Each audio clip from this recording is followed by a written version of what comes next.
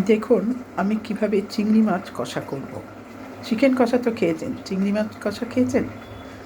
চিংড়ি মাছ, পেঁয়াজ, রসুন, কাঁচা লঙ্কা, টমেটো, হ্যাঁ গুঁড়ো লঙ্কা একটু দেবো, হলুদ দেবো, নুন দেবো, একটু সামান্য মিষ্টি দেবো। এবার কিভাবে করছি আপনারা দেখুন। সর্ষের তেল কড়াই দিয়েছি, গরম হয়ে গেছে। এবার পেঁয়াজগুলো দিই।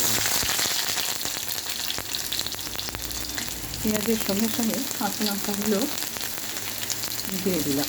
কাঁচা লঙ্কা পেঁয়াজের সঙ্গে ভাজতে একটু ভালো লাগবে। একটু আগেতে একটু নুন আর একটু চিনি দিয়েছি। এবার টমেটোগুলো ছোটো ছোটো করে কেটে দিচ্ছি। এতে পেঁয়াজটাও ভালো নরম হবে আর গ্রেভিটাও ভালো হবে। আদা রসুন বাটা, গুঁড়ো লঙ্কা, হলুদ এটা দিয়েছি। এবার এগুলো সব একত্রিত করে আর একটু ভেজে নেব।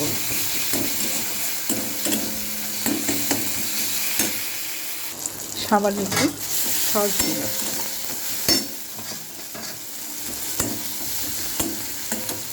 এবার চিংড়ি মাছগুলো দিয়ে দিলাম, দিয়ে ভালো করে কষবো দিলাম।